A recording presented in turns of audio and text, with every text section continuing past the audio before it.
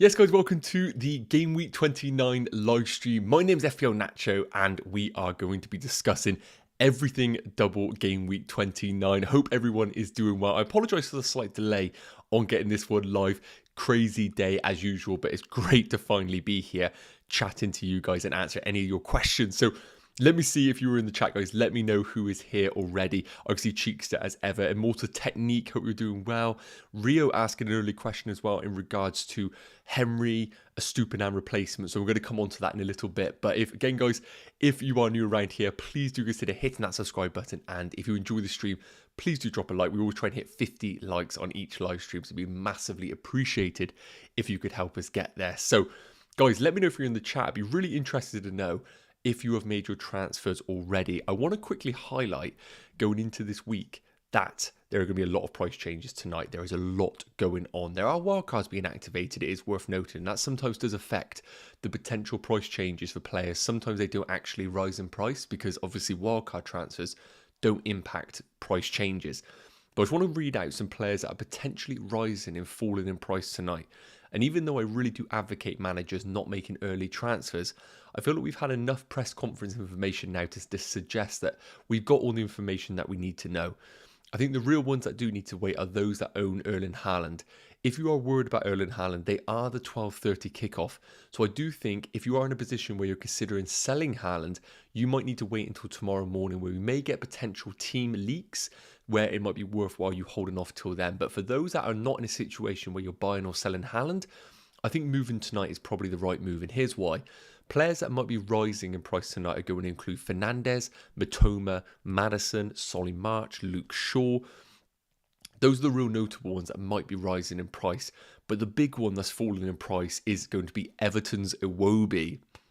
No, of course, Iwobi is not an option to anybody out there. But the ones that are of note that might be falling in price tonight are going to be Mason Mount, maybe a couple out there, Darwin Núñez, Sanchez at Brighton. If you're looking to maybe go sideways to steal, that could be a consideration for you. And Almiron at Newcastle as well, potentially falling in price. But realistically, it's going to be the ones that are rising in price that we really do need to pay attention to, so we do not avoid that part there. So again, guys, let me know in the chat if you've made your early transfers already. It'd be really interesting to know if you have done anything yet. It's worth noting, I haven't actually done my transfers yet, but I am looking to do them tonight. Get them out of the way so that we can enjoy our Saturday mornings without having to panic about any last minute transfers. So, Rio, I'll come to your question first and foremost.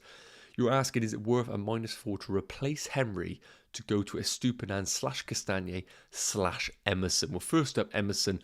I can't really get excited by that if you're discussing West Ham's Emerson. I would much rather you go for someone like a Kurt Zouma, who is probably much more attacking minded from a set piece potential, but also I think the minutes are a lot more guaranteed in Zouma. I think Emerson has a good game time in that left wing back role, but I would rather go to Kurt Zouma. Castagne, I just can't really get behind the Leicester defence. A Stupinan, on the other hand, I do think is a viable transfer. Now, of course, for those that are considering Brighton assets, we do need to remember that they do blank in game week 32. A fantastic double in game week 29. And of course, they double in game week 34, but they blank in game week 32. So if you're not free hitting in game week 32, you need to be able to navigate that game week with that transfer. A lot of discussion about Stupinan travelling from the international break from Australia as well. We do need to make note of that. I don't know whether he's going to play or not this game week. It is worth noting. But we haven't had any suggestion to say that he's ruled out. And because of that reason, if you own him, you absolutely start him. And if you're potentially looking to buy him, you need to understand that there is a slight caution about his minutes over this double game week. As anybody that has travelled that sort of trip, you know that you are going to be suffering from jet lag. It is no doubt about it, no matter what first class, economy class he does fly in that one there. I can also see in the chat here, Khalid, hope you're doing well. Logan, hope you're doing well. Brian, hope you're doing well. Wasim, hope you're doing well. Brian saying, Bruno Madison for 2 Arsenal boys, -4. Yes, I don't mind it at all. Now, of course, with the Arsenal assets, it's always the same in FPL. We need to understand that we're not selling these Arsenal assets because they are bad options. They absolutely could go off against Leeds, and we could see another 18-point haul from Saka. We could see Odegaard go off. We could see Martinelli go off. There's no denying that whatsoever. What we are doing with the transfer of Arsenal players to Man United players is we're going for the long term, and you need to remember that you are going for the long-term transfers. So just to remind ourselves, Arsenal have no blank or double game week between now and the end of the season. but they do have some tricky fixtures after double game week 29. To remind ourselves, they have a single in 29. They then go away against Liverpool, away against West Ham, home to Southampton. But we need to remember, if you are free hitting in game week 32, then you can bring those Arsenal players back into your team. Then they are away against City, and then they are home against Chelsea. When we compare that to the Man United run-in, this is a much better run-in for Man United. A double in 29. They then are at home against Everton, away against Forest. They blank in game week 32. But again, if you're free hitting in game week 32, then you can just effectively take your Man United players out for 1 week, bring in the Arsenal ones. And then when we come to game week 33, when Man United are playing at Tottenham away, you have those players in your team. And then we have them for that double in game week 34. So remember, Arsenal assets are playing for one of the best teams in the league. They can go off at any time, but I like the move to Man United. And you need to remember, if the Arsenal assets outscore your Man United ones in game week 29, assess it after game week 34. Is there going to be upside then? I do think there is solid potential for that. And Fernandes is a very good move if you are considering it in your teams. Kelvin's saying, I currently have 12 double game week players. I'm going to bench boost, but when do I play my free hit and wildcard? Okay, so you're in a really unique position here where you have got plenty of chips available to you and you're in a really, really strong position. So there's a few ways you could go about this. I need to first ask, you're planning on doing your bench boost this week. So one argument I would have said to you was, could you have bench boost in game week 34, wildcarded in game week 33? Then you could have built a really solid team. But of course, with the bench boost in 34, because there are a lot of premium teams doubling, I think it's going to be quite tough for you to build a solid squad of 15 players that bench boost. Now, I might have to come back to that one because I need to think in my head what I would do with your moves. But if you are using your bench boost this week, free hitting realistically will need to be done in either game week 32, where you can look to optimize your team if you do have a lot of players that are blanking. And then you could look to potentially wildcard in game week 33 in preparation for game week 34. Or if your team is okay for the blank in 32, you could then wildcard in game week 33, have a solid team for the game week 34 double, and then you could look to free hit later on in the season with a potential double in 37. That could be a nice differential for you if you're planning to do it. And Luke's saying, I have near the same team to yours, however, I do not have March. Would you recommend moving from Odegaard to March this game week? So Luke, I think it's a fantastic segue for me to reveal my team for double game week 29, and I will absolutely just tell you what you should do and my current transfer plans.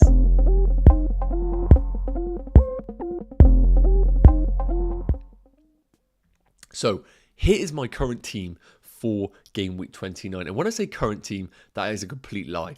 This is my team with the 2 planned transfers that I have in mind. I haven't done them yet, but I am intending to do them. So to quickly round off your question, Luke, you're asking, would I sell Odegaard to March this game week? I really do like the move. The one thing I would say to you is, do you have your free hit available? Because what you are doing is you're selling an Arsenal player who has a game week in every single week for someone like March who has a double this week, but also blanks in game week 32. If you are planning on free hitting in 32, then I really like the move. If you've used your free hit, then I'm less against that move. I would probably rather keep Odegaard, as longer term, he is going to probably be a solid long-term hold for your team. Now, with my personal team, this is how we are looking with 2 intended transfers. I am looking to sell Zinchenko for Luke Shaw, and you can see him on my bench there, but we need to remember that I am bench boosting this game week. And I've also looking to... terrible English. I'm looking to sell Bukayo Saka for Bruno Fernandes. Now, a lot of you are probably thinking, why are you selling Bukayo Saka off the back of that incredible double-digit haul in game week 28? But I think it's really a case of understanding what funds I have available to my team. Unfortunately, I'm not in a position this season where I am blessed with money in the team. If I was, I absolutely would be selling Odegaard to fund the move for Fernandes. And I can do that, but I need to look more longer term for my team. And Erling Haaland right now is a massive doubt for game week 29, but I would anticipate him to be available for game week 30 and beyond. Of course, we do have Champions League to negotiate, but that is something that we can get to that point when we get to that game week. I want to give myself a position where I can get Erling Haaland in game week 30 if it requires it. And to do that, I need to sell Saka to bring in Fernandes, which leaves me enough money in the bank to sell Ivan Toney in game week 30 to bring in Erling Haaland. Now again, I may not do that move if I hear that Haaland is a risk for game week 30, but I think I need to give myself the option to do it if I want to do it. If I sell Odegaard to bring in Bruno Fernandes, I then have very limited funds in the bank, which will require me then selling Harry Kane in game week 30 to accommodate Erling Haaland. But we need to remember that in game week 30, Kane has Brighton at home, and then he has Bournemouth at home in game week 31. And I see a lot of managers out there wanting to sell Harry Kane. But for me, he's one of those players that I didn't own earlier on this season, and he continued to destroy my rank week in, week out. And while he isn't necessarily getting these huge double-digit returns, I still anticipate him to do very, very well over the next 3 game weeks, with the potential to then move him on in game week 33 after I have free hitted in game week 32. So realistically, yes, I could move Kane to Haaland in game week 30 and do the Odegaard to Bruno Fernandes move. But I really do think that Odegaard is still a fantastic hold for this game week. Yes, Saka is the recency bias pick, and yes, I would rather not sell him. But I think Odegaard is one of those players that absolutely could match Saka in any given game week. And at home against Leeds, Odegaard is one of those players that has performed very well against those teams that are lower in the league. And I do think Odegaard absolutely has it in him. When I've looked at the underlying numbers for both of them, Odegaard is still presenting fantastic data against Bukayo Saka. Now, if I just quickly read out some of the underlying stats here, just to give you an idea of what I mean in regards to the Arsenal midfielders. If we look at the underlying numbers post-World Cup for Arsenal midfielders based on per 90 minutes, and we're just going to be looking at Odegaard, Saka and Martinelli. Apologies, this isn't going to be on your screen, but we can obviously discuss it on me here. So, post-World Cup, Saka is averaging an XG per 90 of 0.31. Odegaard, on the other hand, is 0.24. So not a huge discrepancy there, but Martinelli is leading the way at 0.4 XG per 90. In terms of expected assists, Saka at 0.18 and Martinelli at 0.13, but Odegaard at 0.27. And when we put that all together, expected FPL points per 90, Saka is at 5.36 and Odegaard is at 5.21. So there really isn't a massive difference between him. It's just been Saka the one that has been delivering in recent times. And the big thing about it is we all kind of sit here and say in recent times, but it was only a couple of weeks back where we were all suggesting that Bukayo Saka was looking a bit sluggish. If I look at the returns of Saka over the last few game weeks, he had an 18-point haul in game week 28, but a 3-point in 27, a 2-point in 26, a 3-point in 25. And I do remember a lot of the community saying that Saka was looking a little bit tired, and all of a sudden he goes and bangs an 18-point haul.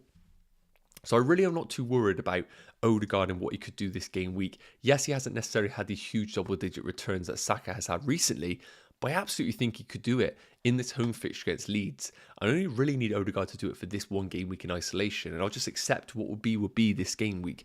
If Saka goes off, then it is what it is, unfortunately, and we just pray to the FPL gods that it isn't too damaging to the FPL rank. So to quickly round that up, guys, it'll be a -4, most likely. Zinchenko to Shaw, Saka to Bruno Fernandes. I think my team's really good then. Yes, I haven't got 15 doublers, but I'll have 13 doublers, and I'm really happy with the collection that I have. I've got the double Brighton midfield. I've got the double Man United. I've got 3 forwards that I'm really, really happy with, and I've got them nice little differentials in there, like a Ben Chilwell, for example. Even someone like an Ollie Watkins may still be a bit of a differential going into this game week. So I'm more than happy with this team. Let me know your thoughts in the comments, guys, but I want to come back into the chat so I don't miss anybody's questions already. Right, let's have a look. What's he saying? -8, sold Odegaard, Saka, Gabriel for Madison, Salah and Shaw. Yes, I think Salah is a really nice differential going into this game week. I think he's a player that a lot of managers aren't going to be able to get to because of Bruno Fernandes being the natural temptation with his long-term fixtures. But if you want to go Salah, I absolutely don't knock anyone going there. For me, it just doesn't really work for my team because my team value is atrocious. Luke saying, will Botman play? He's been pictured in training. That's enough for me to suggest that he will. But of course, there's always rotation risk in double game weeks. It is worth noting. Barry Brett saying Emerson has had illness. Thank you for that, Barry. That's really good intel. So again, that's another reason why you shouldn't be bringing in Emerson, and Kurt Zuma is absolutely the one to go for if you're planning on it. Wasim said I have 14 double game week players and Kane. Solid there. That's a nice combination, I think, definitely. Mateus is saying, what do you think about Isaac for Kane? Now, Isak for Kane, I really don't mind at all. It's worth noting that Newcastle still have a fixture to be rearranged. We were hoping that it would fall in game week 30 or 31, but that hasn't happened. And I think the general consensus in the community is that Isak and Newcastle won't have a double game week announced in 30 or 31. So that slightly takes away from the temptation of Isak and these Newcastle players. So after this double game week, Isak then is away against Brentford. I would argue that's a tricky game. Away against Villa, home against Spurs, away against Everton. And over that same period, Harry Kane is away against Everton, at home against Bournemouth, and at home against Brighton. And I really do think that that Bournemouth game is, if Kane's going to get a hat-trick this season, it's going to be in that game, because Bournemouth away from home are just appalling. And I really do think that could be a fantastic opportunity for Harry Kane in that fixture. So I don't mind the move from Kane to Isak, but I would say to you is it needs to be a move that accommodates another move for your team, because it's naturally going to free up a lot of money in the bank. What are you doing with that money?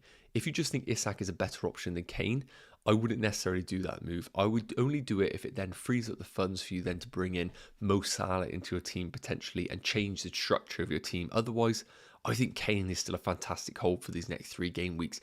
We really don't know whether the sacking of Conte is just going to give Tottenham that little bit of release where they can think to themselves, we don't have to be so rigid in our attack. They may concede more, but they may even go out and score more. We might see a resurgence of Son. And because of that reason, I really don't necessarily think the sacking of Conte is going to negatively affect Kane. I think that's going to be only a benefit for Spurs. And with that Brighton game as well, that could be anyone's game. I really think we could see a really open, fun game in that one at home against Brighton, because Brighton do really give up chances against their opposition. So I think there will be potential there. Maz is saying Saka to Salah, Henry to Shaw, and Tony to Ings, a bit of a gamble from -8. Still got Martinelli. Okay, so Saka to Salah, I do like. Henry to Shaw, I like in isolation. Tony to Ings feels like the one that doesn't necessarily need to be made for you.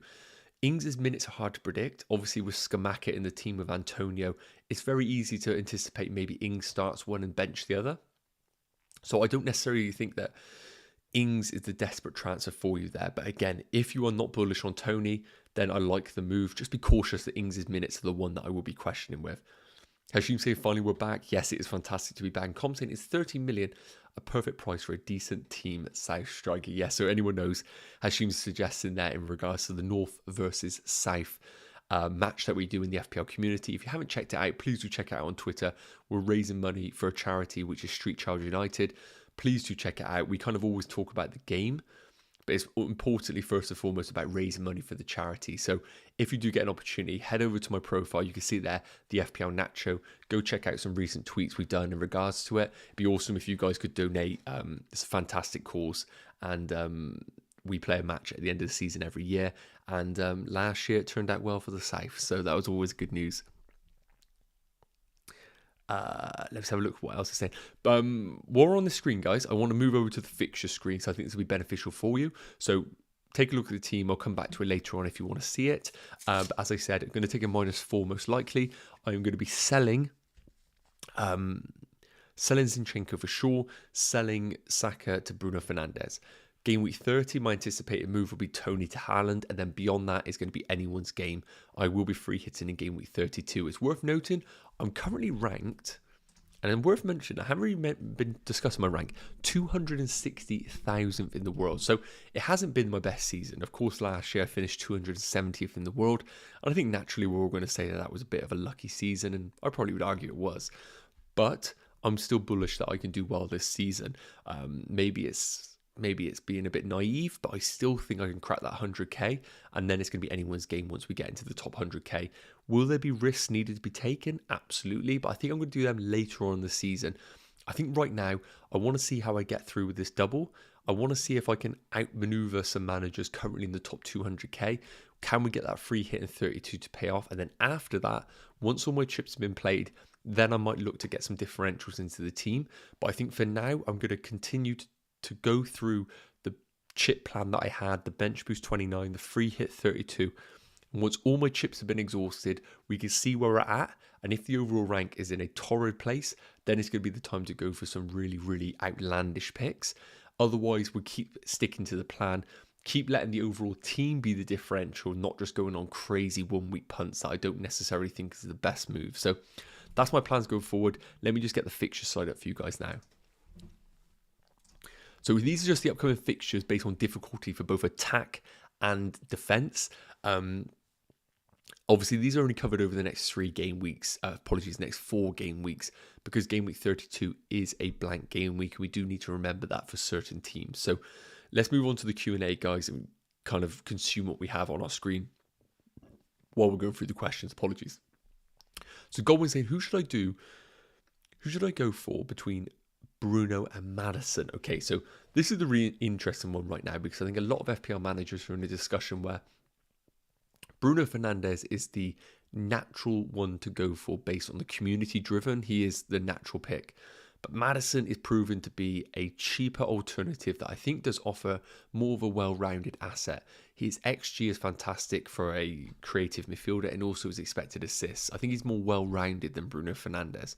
So Madison is an amazing alternative if you want to go down that route. So fixtures coming up for Leicester.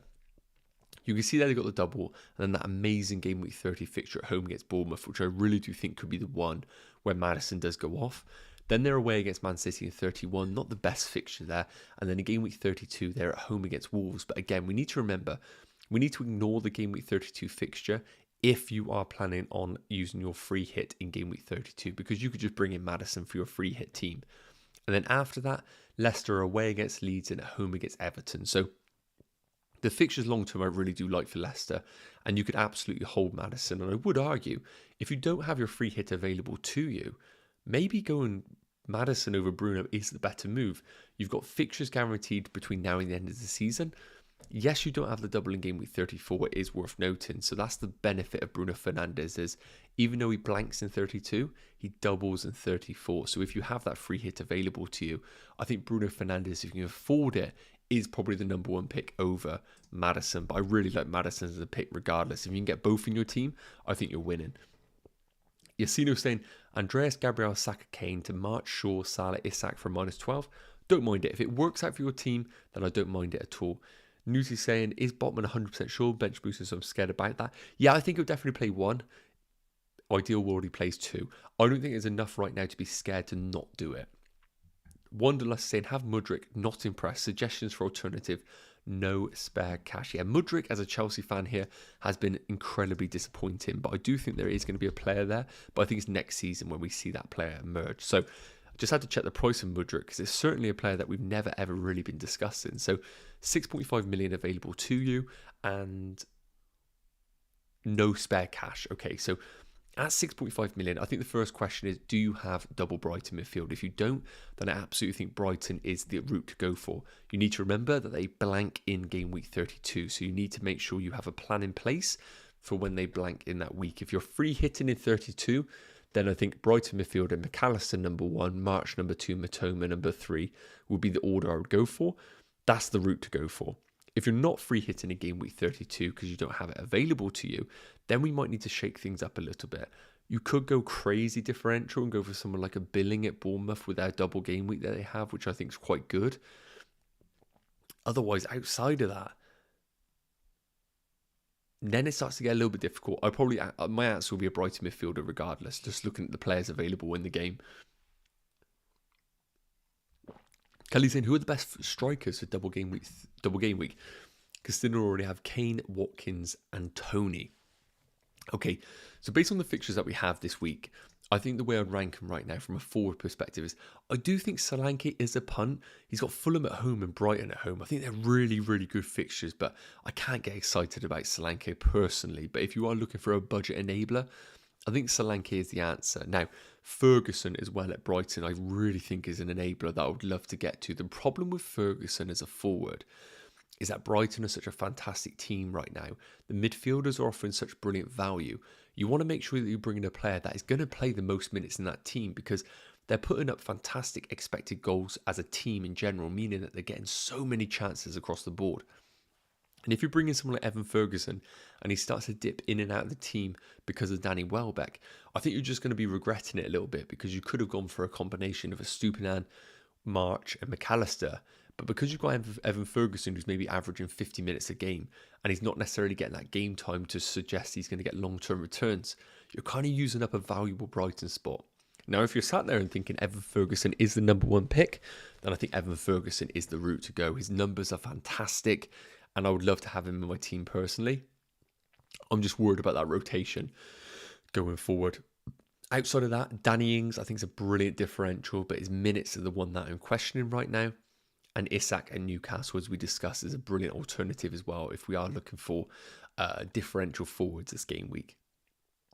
And Alex is saying, Madison or Bruno? Okay, so I think I've discussed that one. So I'll rewind this about 5 minutes if you haven't been on the stream when I discussed it. I think Bruno is still the route to go for. But we need to remember, you're saying that going Bruno means no Tony to Haaland for free. Would have to take Kane out instead of... Okay, so this is the problem that a lot of managers have. You need to firstly assess how valuable is Haaland to you. For me, I'm not in a position where I want to take the risk of not being able to go Haaland. So it's basically, you can go Madison plus Haaland, or you can go for Bruno, but then you're having to sell Kane. And Kane, when you sell him, has got Brighton followed by Bournemouth. So if you have your free hit available to you, you know what, I'm probably going to say I would go Madison. I think Bruno is an amazing option, but I think Madison is as good of an option. I think you go Madison, you know you've got the money available to do Tony to Haaland, and I think you just accept that Madison's fixtures are better than Bruno's, I think, personally. And if he doesn't deliver, then unfortunately that is just one of those things where it doesn't come off. I think the argument for Madison is still very, very strong, and I'd rather you have the funds available to do an easy sideways move from Tony to Haaland than having to sell Kane in game week 30. That would be my opinion personally. And T1K saying Ings or Johnson, I don't get excited about either. And it's all about how much money you have available to you. I believe Johnson is cheaper. So realistically, I'm probably going to favour... Probably going to say Johnson just because he's cheaper, has a good double, and I know his minutes are guaranteed personally.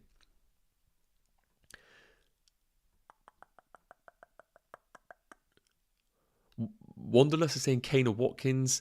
I'm going to have to say Watkins right now, but we need to remember with the fixtures coming up for Aston Villa, they get a little bit dirty later on. They go double, both away, but Villa have been very good away from home, and Watkins has been himself. Forest at home in 30, that's a brilliant fixture. But then they have Newcastle and Brentford and Man United in 34. So I think over the next three, I think Watkins has the potential to outscore Kane, but then after that, it gets a little bit dirty. All about the money. If you're going Watkins, what are you doing with the additional money in your team? If it means that you can facilitate an upgrade in your midfield, then I like Watkins. But Kane, you know exactly what you're getting with him. He can score anytime, any place on penalties. So Watkins, I like. I probably prefer just because from a value perspective, but that funds need to be put in place to be deployed elsewhere, basically. So that's kind of the route I'd be suggesting right now. Let's take a look at some more questions. And again, guys, if you're enjoying the stream, please do consider dropping a like. We've got 20 likes so far. If we can get to 50, that would be fantastic. You guys always do it, and I really do appreciate you guys getting us to that point. So while I'm checking out the Q&A section, let me move on to some double game week forwards. A little bit differential. Might help you guys if you're looking for maybe a different route in your teams. Okay, so let me just leave that on the screen for you guys while we have the classic 7 p.m. coffee, which is just stupid, really, isn't it? Okay, so on your screens here, we have got Isak, Watkins, and Solanke. Quite a nice variation here of budget enablers, common picks in the shape of Watkins, and Isak basically being kind of the new kid on the block. He's in a fantastic position right now where his ownership is incredibly low, and you can get real solid gains out of him over at the coming game weeks if he was to deliver. And I think his game time is pretty secure. The way that he's been playing, the sound that Newcastle supporters are making, are suggesting that it's Isak's shirt to lose. And Callum Wilson has dropped out the pecking order a little bit, which is quite surprising. But Isak looks like he is the natural successor in that Newcastle team and the one to kick him on for the back end of the season. And you can see based on expected goals perspective per 90, we need to remember that these underlying stats are post-World Cup, and Isak has played considerably less minutes than both Watkins and Solanke, but his numbers are fantastic when he is on the field. Now, he isn't necessarily a chance creator in the team. He is very much the spearhead in this Newcastle team which is exactly what you want when you're bringing in an FPL forward. Exactly what you want in your team. So I really like the underlying numbers that we are seeing with Isak. The one thing that I need to draw your eyes to is Watkins here. 1.01 big chances per 90 is ridiculous considering the sample size that we're looking for him. He has played basically every minute for Villa after the World Cup, and he's been in phenomenal form. We compare that to Solanke, 0.11 big chances per 90. He is simply not getting into the positions to be scoring goals. Now, that said, could he do the business in this double? Absolutely. He's at home for both games. Anything could happen, and he's a nice budget enabler. But I would not be going to Solanke unless that move frees up funds elsewhere for you to buy better players for your teams. I'm just not seeing the data here to suggest that Solanke is going to be absolutely delivering. He is very much a player to accommodate you for another transfer in your team. So if I had to rank these right now, I probably still would go Watkins number one. I think his numbers are really, really solid. I think Villa are in a really good place right now, and I do anticipate them to do well in this double, even though it is a very difficult one with 2 away games. And then they have that brilliant home fixture in game week 30 at home against Nottingham Forest. So I think there's real potential there for Villa to do well, and both Watkins. Isak at a cheaper price is a no-brainer if you are looking for that real differential in your team. You're looking to be a little bit different with your rank. Then I really do like Isak as your option. His numbers are great. Newcastle still have a fixture to rearrange, but I anticipate that to be later on in the season, not in the next few game weeks. And of course, their double, I quite like the double. I don't think it's terrible for them at all. But let me know your thoughts in the chat, guys. Which player would you go out to of the other ones that we got on here?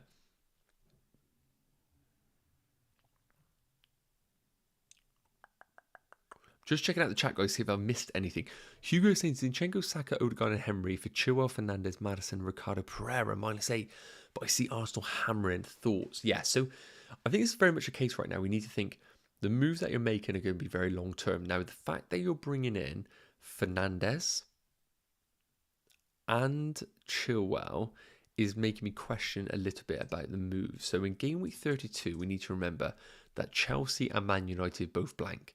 So if you don't have your free hit available to you, you are going to be bringing in 2 players there that blank in game week 32. So first and foremost, if you don't have your free hit available, I probably wouldn't make those moves. It's going to make your team very weak in game week 32 when Arsenal have their fixture at home against Southampton. So you're basically... The reason why people are selling the Arsenal assets for other players is because they can free hit them back in game week 32 with that brilliant home game.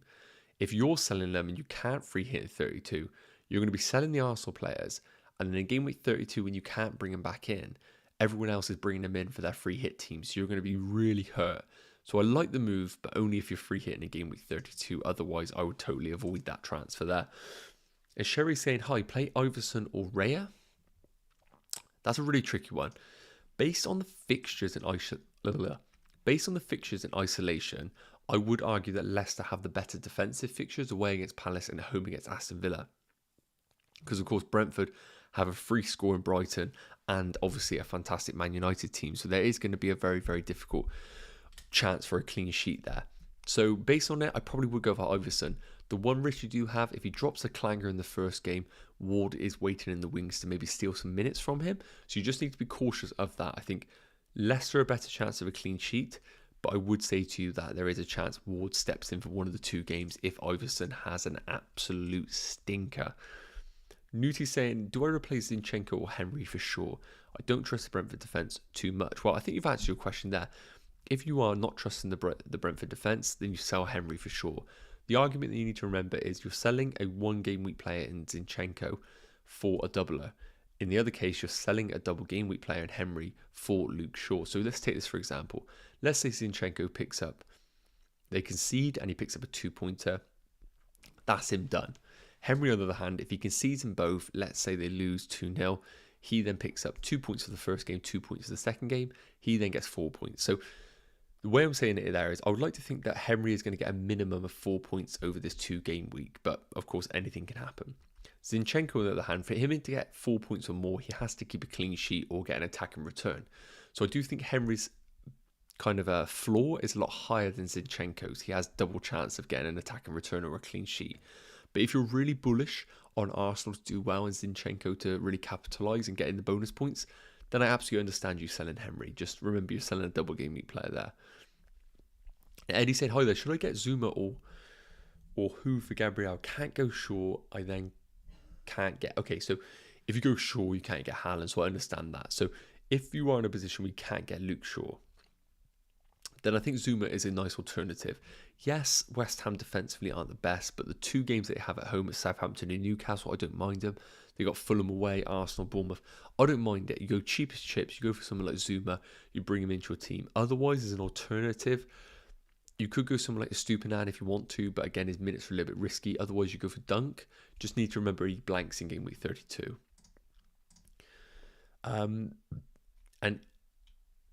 Alam Hussein saying De Gea, Zuma, Fernandes, and McAllister in for a -12, or Steele, Shaw, and Fernandes in for a -8. It really depends who you're selling.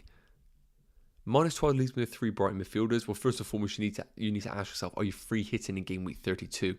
Because if you're not, and you've got 3 Brighton midfielders, then you're in a really bad position. So you maybe need to let me know who you're selling to accommodate these players. Please do let me know that. And again, guys, if you are enjoying the stream, please do drop a like. It'd be much appreciated. As always, Cheekster keeping the chat going as ever. I really do appreciate it. And Subro saying, what to do with Danny Ward? Who's the best replacements available? Is there any concrete news Ward is roster place? Please do help with suggestions. Yeah, so basically we're in a position right now where I think we're in a spot where Ward could step in at any time. That's absolutely possible. I think with the press conferences from Brendan Rodgers, it suggests that Iverson is going to get a chance to have a run in the team. It is worth noting. So I would anticipate Iverson to play the double game week. But what I am saying is, at any time, if he drops a clanger, Ward is there to step in. So I wouldn't be selling Danny Ward unless you were looking to bench boost this week.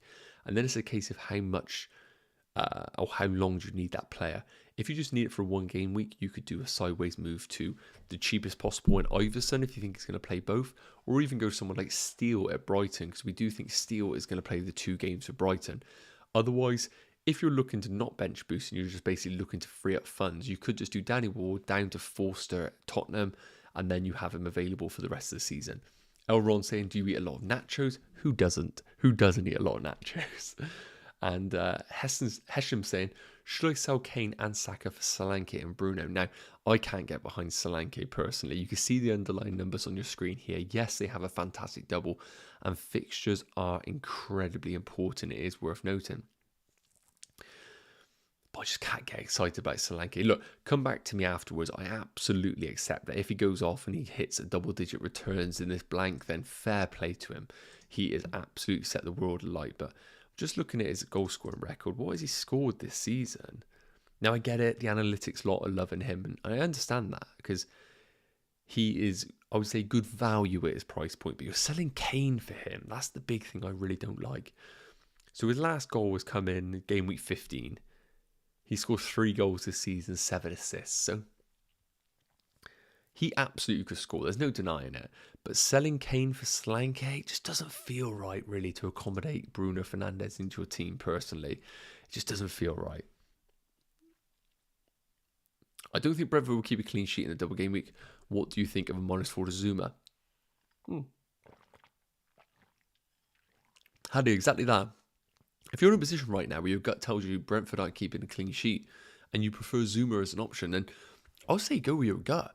I think that's the big thing about FPL sometimes is we can read into things, but sometimes you just kind of go with your gut. And if you're in a position where you think Brentford away and 2 away fixtures aren't going to keep a clean sheet, then moving to Zuma I would absolutely get behind.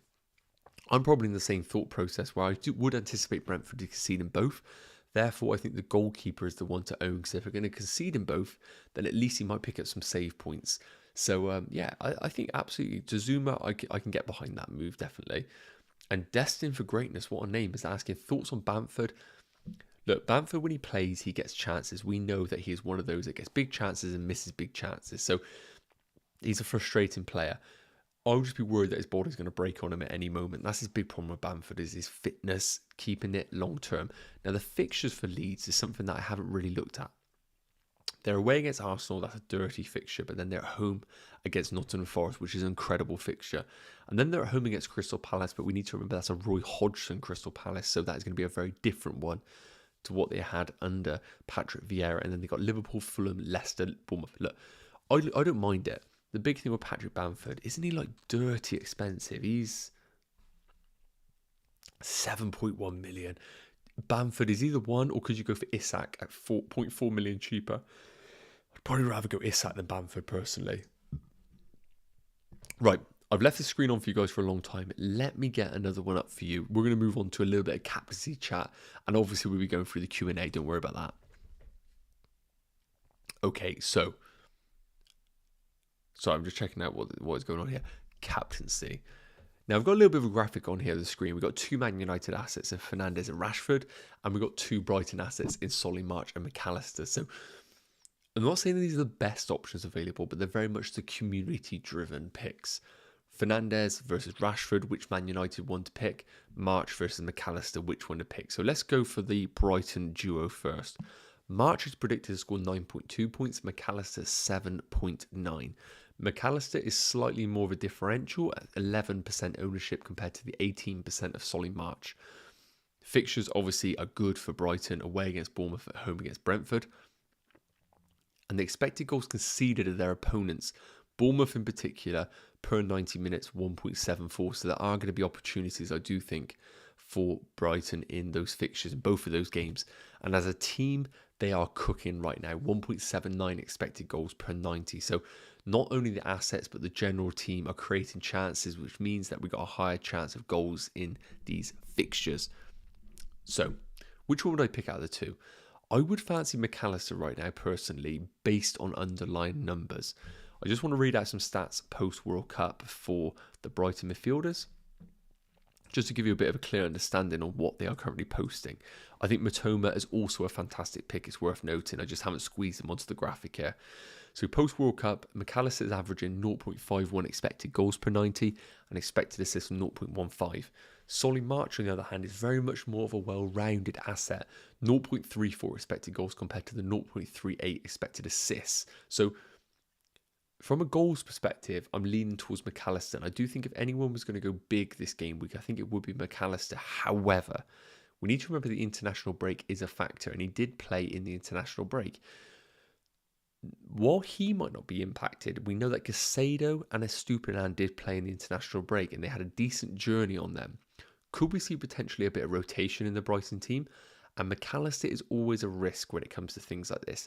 While he might not drop out of the team, we may potentially see him play a little bit deeper in one of the games, maybe alongside a Pascal Gross in a double pivot. That could happen. I'm not saying it will, but I'm saying it could. And because of that very reason, because March got completely rested over the double game week, over the international break, I do think Solly March is probably a better pick than McAllister right now, just from a minutes perspective, and his numbers is very well rounded. So because of that reason, McAllister versus March, I'm probably just going to favour March as the Brighton ones. Now, when it comes to Fernandes versus Rashford, we need to remember that Rashford has been a little bit of a question mark regarding his fitness, but I do anticipate him to be available for Newcastle and the Brentford game. He has been training over the international break. While it has been individual, I personally think with them playing on Sunday, there is a solid chance that he is going to be playing in that game. So I'm more than happy with that situation there with Rashford being available. Now, from an ownership perspective, differential, Fernandes is absolutely the way to go for. If you're in a position where you're rank chasing, you go Bruno Fernandes and you just pray that he can outscore Rashford and Rashford doesn't deliver. Because at 80% live ownership, I can guarantee you he is going to be the highest owned captain this game week by far. It just absolutely will happen. So he is going to be the community pick. Fernandes is going to be the differential pick. Now, from a numbers perspective, it is worth noting that Rashford's numbers have been fantastic, but over the last few game weeks, they have dipped off a little bit. Whether that's just been because, of course, we have to remember they had 10 men against Southampton and they lost 7-0 against Liverpool, which was an absolute freak of a game.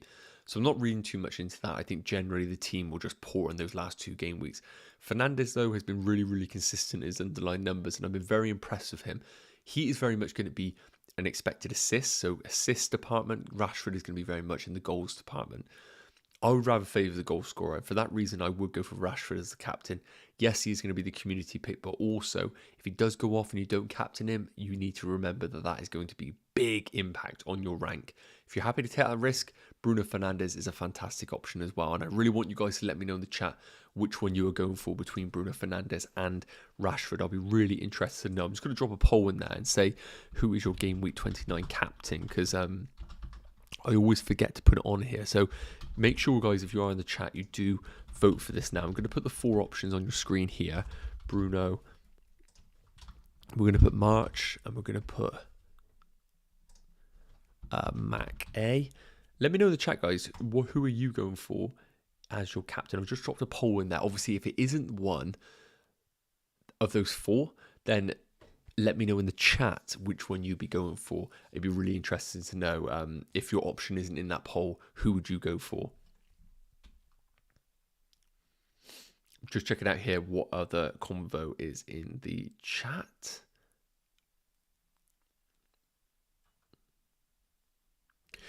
Jack Dermody saying, "Hi mate, I'm planning on saving my free hit for Game Week 30. I'm bench boosting this week and going to replace Tarkowski.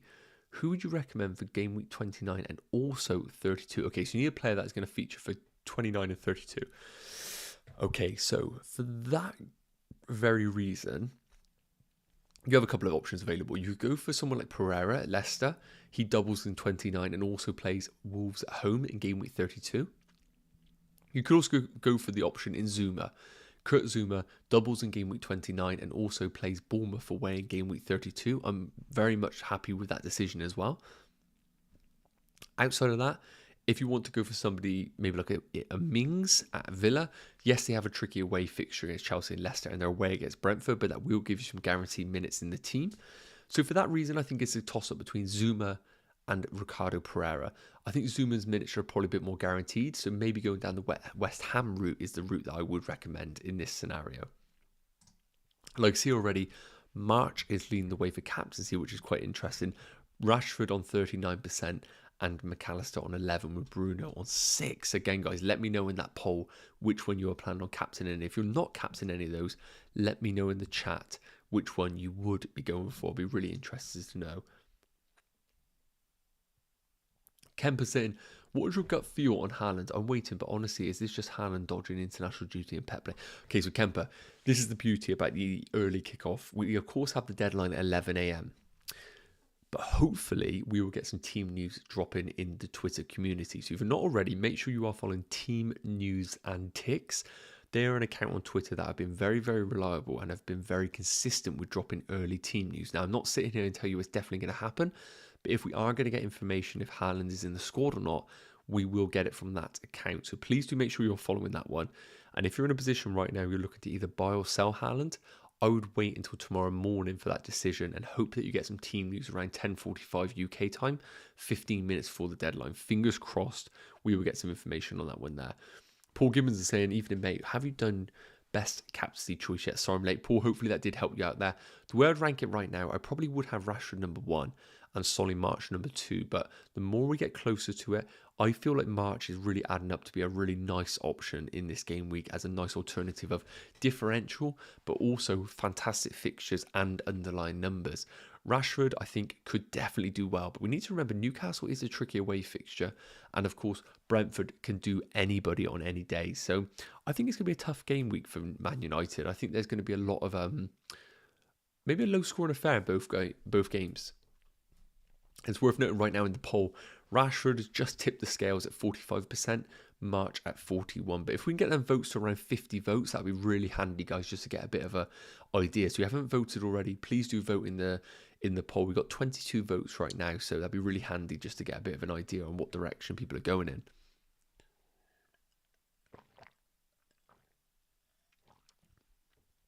And Ankit saying, I can't afford Bruno until I downgrade Kane. Is Ings going to start both?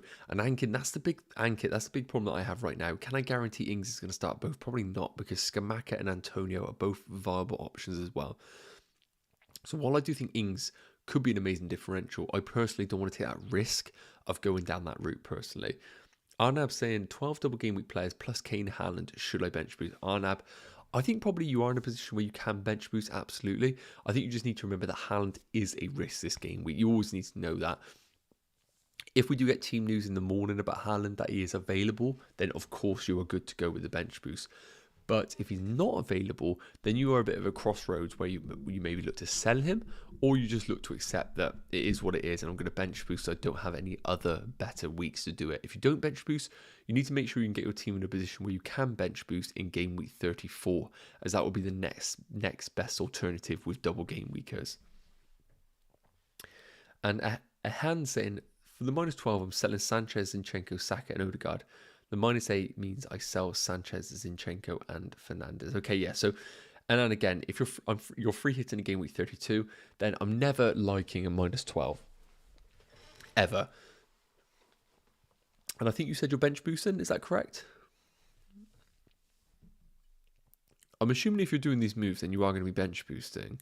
If you're not bench boosting, then I absolutely wouldn't do these moves. But if you are bench boosting, then and you're free hitting, then you're bringing in... Sorry, I'm just trying to get an idea who you're bringing in. De Gea, Zuma, Fernandes, and McAllister.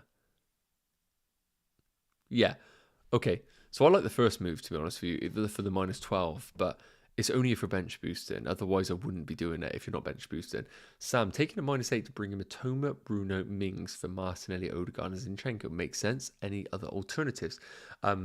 Really like the moves. Mings, I'm not as big on. I could say that potentially maybe like Zuma is an alternative for you, Sam. Also, are you free hitting in game week 32? Because if you're not, you're bringing in Matoma and Bruno, who both blank in game week 32. Ankit saying, I can't afford Bruno until I don't. Okay, hopefully I'll cover that one off. FPL Big Head. That feels like that should be my Twitter handle, because that is definitely something I get called. So that could be interesting. I might try and steal that one off you. Ings, hopefully I've covered that one off. I'm a little bit worried about the guarantee starts, but from a differential perspective, he is a brilliant option. But at his price range, could you go for Isak instead? That's the real deliberation. Destin Greatest, my captain is March due to the fact justice still needs to be served from that last double game week. He had absolutely, for those who don't remember, the ghost goal, the one that he did clearly score, and FPL didn't give it, even though Optastats gave March the goal. So yes, if you are looking for vendetta, then maybe this is the week to do it. Why are you not even mentioning Matoma over the other mids? Actually, this is absolutely a great shout. I do feel a little bit dirty not mentioning Matoma. He's been on absolute fire right now. From an actual point scoring perspective, he has got assists in 2 assists in game week 27, goal and assist in game week 26, goal in 22, goal in 21. So look, Matoma is a brilliant option as well, absolutely, and probably more of the popular pick at 25% owned. So it is worth noting that as well. So yeah, look, I probably have done him dirty there not mentioning Matoma. He is absolutely an option as well. There's no denying that. FPL Josh is saying not feeling Rashford 2 template. I think that's a fair point.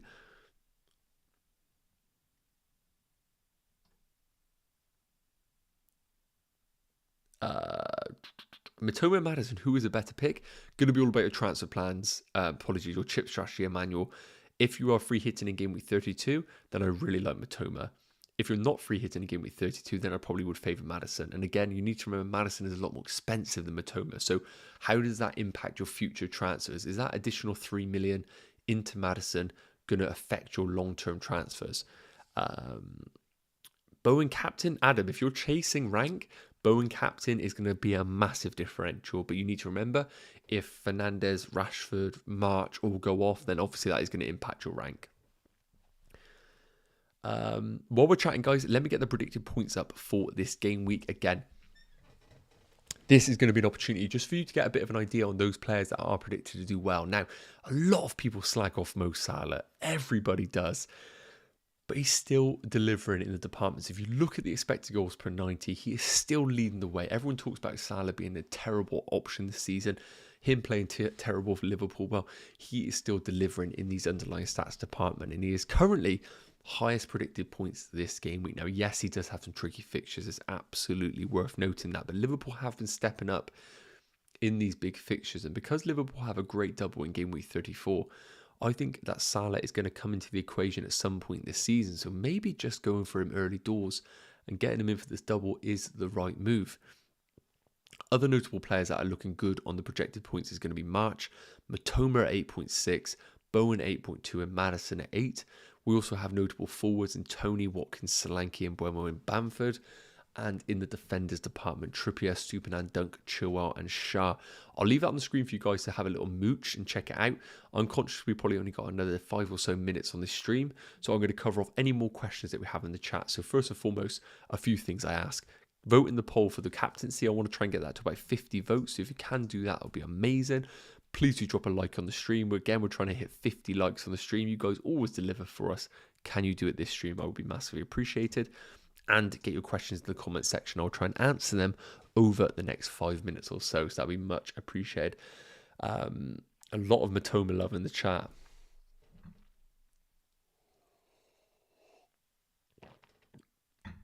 FPL Josh saying, how's your team looking, Nacho? Josh, I'd recommend kind of going to the start of this stream as I did discuss my team. I'm currently planning on selling Zinchenko and Saka for Shaw and Bruno Fernandes, as I discussed. I do not like at all the plan of selling Arsenal assets, but I need to remember it's more of a long-term plan, and I need to not look at the devastation that it's going to do to my rank this game week. Paul Gibbons is saying, I'm on my bench boost currently with 3 Arsenal players and Kane. Should I sell 2 for doublers? Would be a -4. Paul, I'm personally doing that. I will be selling the players that I mentioned for the players that I'm buying. But it's all about your kind of interpretation of it. If you think that Arsenal are going to go off against Leeds and absolutely destroy them, then absolutely keep them. It could be a 4-5-0, absolutely. But it's all about the way you interpret your transfer plans. I was a bit hesitant to do a -12, especially because it gives me 3 Brighton mids. Yeah, that's the big thing right now, is your 3 Brighton mids are going to really kind of tip you on that scale. So you're really all eggs in one basket. And again, free hitting in 32 is going to help you, but your problem with your 3 Brighton midfielders is, what does it look like after this game week? I mean, do you want 3 Brighton midfielders in game week 30 when they play away against Spurs and away against Chelsea in 31? So for that very reason, I think you do need to consider triple Brighton midfield probably isn't the best shape for your team, and long term the structure might actually be a problem for you. So you need to make sure you do weigh that up in your team.